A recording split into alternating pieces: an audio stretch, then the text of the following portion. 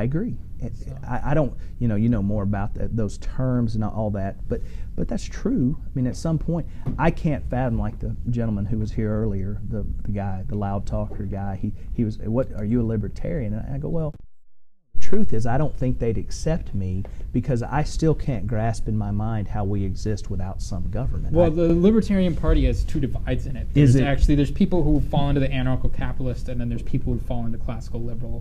Okay. And so the radical libertarians are the anarcho-caps. I'm somewhere in between them. I think you're more towards the anarcho side. I keep getting it. At my heart, I'm a voluntarist in my heart, but in practice, I'm just like, but we can't move there. I see it as an end destination. It's because you don't own a car. You don't drive on the road. I have a car. You don't think the government's necessary, but you walk. Yeah, because my car is too...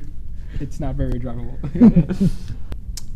We need to press the different opposing arguments to this issue, because we're all kind of classical liberals here. We're all kind of talking happy-go-lucky about downsizing federal government. But I think it would be... here's an interesting question, potentially.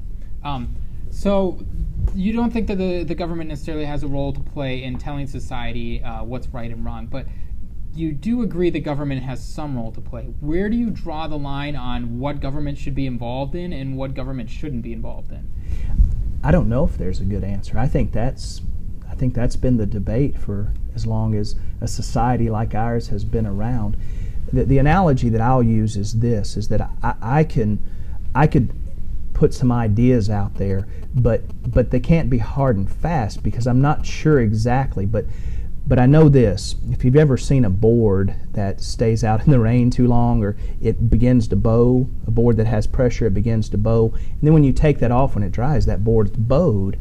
And in order to make that board straight again, you don't just push that board straight and hold it because it doesn't let go. You have to push that board back hard the other direction and hold it for a while, and then when you let it go, it straightens back out. So what I'm saying is, I don't know the exact answer. I know government's important, and the people who serve in government do the best job they can. What I'm saying, though, is that the government surely has grown too much. And so when we talk about what could be cut, it's hard for us to say that because we've become to depend on it so much, but it takes so much money from people to run it. I think we just need to begin to push that board back to see the things that the private sector could do better. It's hard to know the right answer when there seem to be so many wrong answers being done. I think it would be easy for us to find the right answers once we begin to see this come back to some equilibrium. Once we saw the private sector working the way it's supposed to, I think the answers would be much more clear for us if we didn't have a government that was so engorged from the money. Okay, fine. So yeah, we would see the private sector. So I'm going to present opposing arguments now. Mm-hmm. Okay, fine. So yeah, we would see more the private sector can do, more of their solutions if we scaled back government and allowed that to go forward. But just so one side says, but hey, just look, you have to make people be charitable. They won't be charitable on their own. The social welfarists would say this. Actually, a good friend of mine who was a professor of mine, a philosophy professor of mine, great mentor, he surprised me one day when he said that he was a social welfarist because he believed that it really helps a person a lot if they get a check in the mail. And that person would not get a check in the mail unless we made people do it. Okay? First premise. Second premise is that a friend of mine in school, he said, yeah, the churches could do it, but they're not big enough to take care of the problem. What would you say? I say that I disagree with that. It's interesting that when we have natural disasters that happen in other parts of the world, these that have been more recent, we give money, and it seems like whoever's the president at the time, we give this money, and we always say Americans are generous people, and everybody rallies behind that. We're generous people, but that's not a principled point. It's not generous if the government takes someone's money and then does something seemingly benevolent with it. So I suggest that we are a giving people because people rally behind that. I suggest with all I can – that the private sector, there's only 100 pennies in a dollar. The public sector takes by force its piece. And it's just taxation, and people might not like to hear that, but try not paying your taxes, and you'll see that it's by force. The public sector takes their piece, and all that leaves is what's left for the private sector to pay. I believe that if the public sector didn't take that piece, I believe that we would see the generosity and the benevolence of those hardworking entrepreneurs and the people.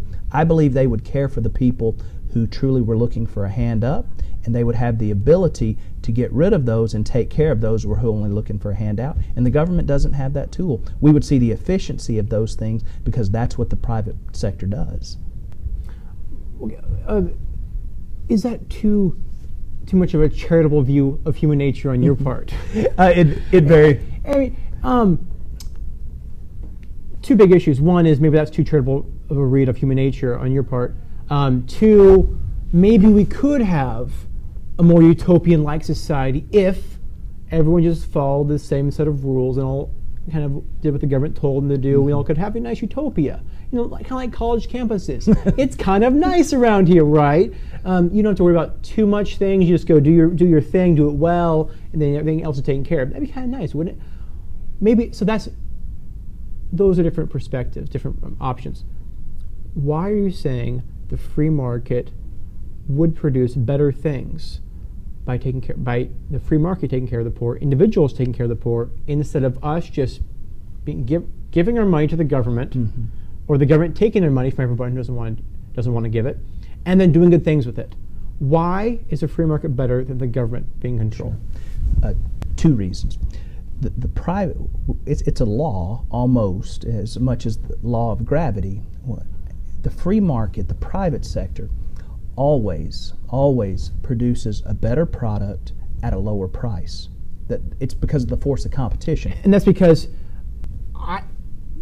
this store and this store, you and me, we're trying to actively figure out how we can actually make more money for ourselves because we can barely pay our bills. Right. So each individual person is actively trying to make something happen versus if it's not mine and it's just the government's responsibility, then it removes me from being actively involved in it, and therefore I don't really put as much attention and care into it. Is that the picture? Well, again, there's just 100 pennies in a dollar, and I say that just to help simplify. And if the government takes 50 cents of that in order to do the things that they do, and let's say that one of those things is this benevolence and charity, the private sector also has the same ability. That's what's left of my dollar that I get to spend. And over here in the private sector, this part of it, I'm guaranteed, because of what you're talking about, the competition of businesses, I'm guaranteed that with this 50 cents that the government lets me keep, I'm guaranteed that the product I get is better and the price I get is lower, because the force of competition has that effect on our private sector businesses.